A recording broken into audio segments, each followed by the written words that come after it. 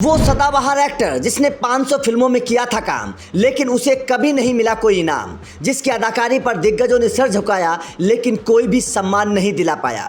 जिसने देश को आज़ादी दिलाई, सुभाष के साथ लड़ी लड़ाई, अंग्रेजों ने फांसी का फरमान सुनाया, फिर भी ये वीर सपूत बचकर आया।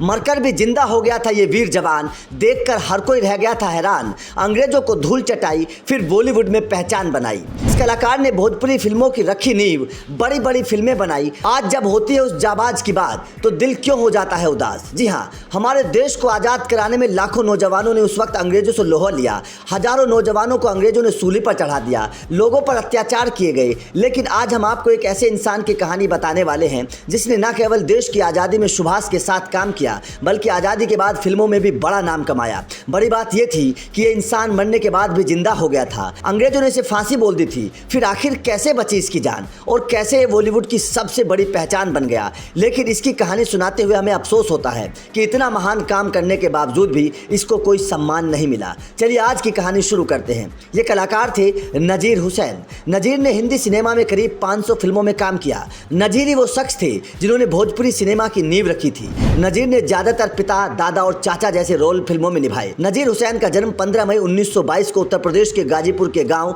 उसिया में हुआ था। पिता शहजाद खान इंडियन रेलवे में गार्ड हुआ करते थे। जब होश संभाला तो इन्हें भी पिता की सिफारिश से रेलवे में फायरमैन की नौकरी मिल गई। कुछ महीनों बाद फायरमैन की नौकरी से परेशान होकर इन्होंने ब्रिटिश आर्मी ज्वाइन कर ली। यह उस दौर की बात है जब देश आज़ाद नहीं हुआ था और दूसरा विश्व युद्ध शुरू हो गया था। इसके बाद अंग्रेजों ने नजीर की पोस्टिंग मलेशिया और सिंगापुर में कर दी। माहौल बिगड़ा तो इन्हें लड़ाई के दौरान बंदी बनाकर मलेशिया की जेल में बंद कर दिया गया। हालांकि कुछ समय बाद इन्हें रिहा कर भारत भेज दिया गया। भारत वापस आए तो अंग्रेजों की गुलामी से इनका मन भर चुका था। 40 के दशक में पहले ही देश में आज़ाद हिंद फौज बन चुकी थी, जिसकी कमान नेताजी सुभाष चंद्र बोस के हाथ में थी। नेता सुभाष चंद्र बोस से प्रेरित होकर नजीर भी इंडियन नेशनल आर्मी में भर्ती हो गए। बचपन से ही नजीर को लिखने की महारत हासिल थी, तो इनके हुनर को समझकर सुभाष चंद्र बोस ने प्रचार प्रसार के लिए लिखने का काम नजीर को सौंप दिया। बताया जाता है कि नजीर के काम से परेशान होकर अंग्रेजों ने एक बार इन्हें फांसी की सजा सुना दी थी। नजीर को लाल किले में फांसी दी जाने वाली थी, लेकिन रास्ते में ही नजीर के दोस्तों ने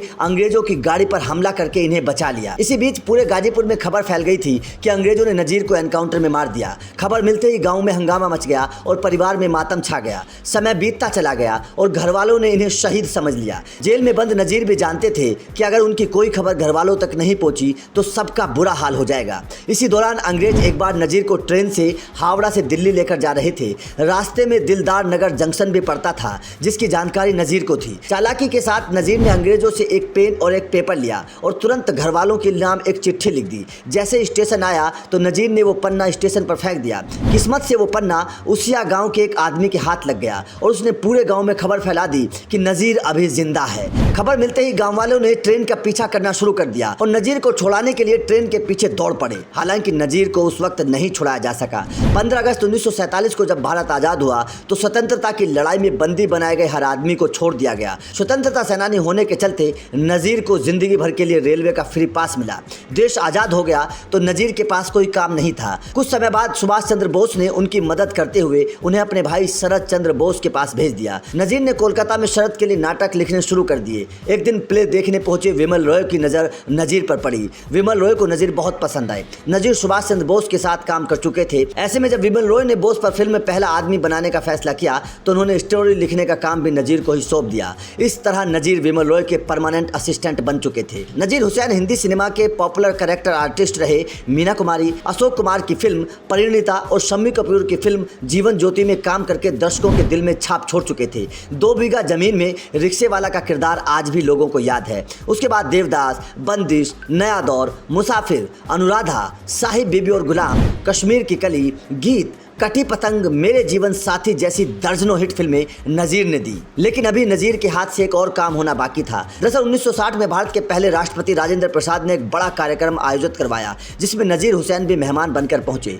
डॉक्टर राजेंद्र प्रसाद बिहार से ताल्लुक रखते थे। वो जानते थे कि नजीर की भोजपुरी भाषा पर अच्छी पकड़ है। ऐसे में दोनों के बीच बातचीत के दौरान भी भोजपुरी भाषा का इस्तेमाल किया गया। बातों का सिलसिला निकल पड़ा तो डॉक्टर राजेंद्र प्रसाद ने मन की बात नजीर के सामने रख दी। उन्होंने कहा कि तुम्हारी भोजपुरी अच्छी है, लेकिन लेकिन यहाँ भोजपुरी में फिल्में क्यों नहीं बनती, इस भाषा की फिल्में बननी चाहिए। बस फिर क्या था, यहीं से नज़ीर हुसैन को पहली भोजपुरी फिल्म गंगा मैया तोहे प्यारी चढ़ियो बनाने का आइडिया आया। नज़ीर ने खुद इस फिल्म की कहानी लिखी और स्क्रीन प्ले भी तैयार किया। फिल्म बनाने में 5 लाख रुपए खर्च हो गई। जब फिल्म बनी तो एक स्पेशल स्क्रीनिंग रखकर उन्होंने सबसे पहले ये फिल्म डॉक्टर राजेंद्र प्रसाद को दिखाई। पहली फिल्म की कामयाबी के बाद नज़ीर हुसैन भोजपुरी सिनेमा में ही काम करने लगे। 1989 में फिल्म रिलीज हुई, फिल्म बलम परदेसिया। यहाँ से नज़ीर ने फिल्मों में पैसे लगाने शुरू कर दिए। ये फिल्म आज भी भोजपुरी सिनेमा में बेंचमार्क मानी जाती है। नज़ीर हुसैन ने अपने गांव की हिफाजत नाम की लड़की से शादी की, जिससे उन्हें एक बेटी हैरोनिसा और बेटा मुमताज़ था। बेटी की शादी दिलदार नगर में ही हुई, जबकि बेटा मुमताज़ मुंबई में रहता है। लेकिन 16 अक्टूबर को देर रात उन्हें दिल का दौरा पड़ा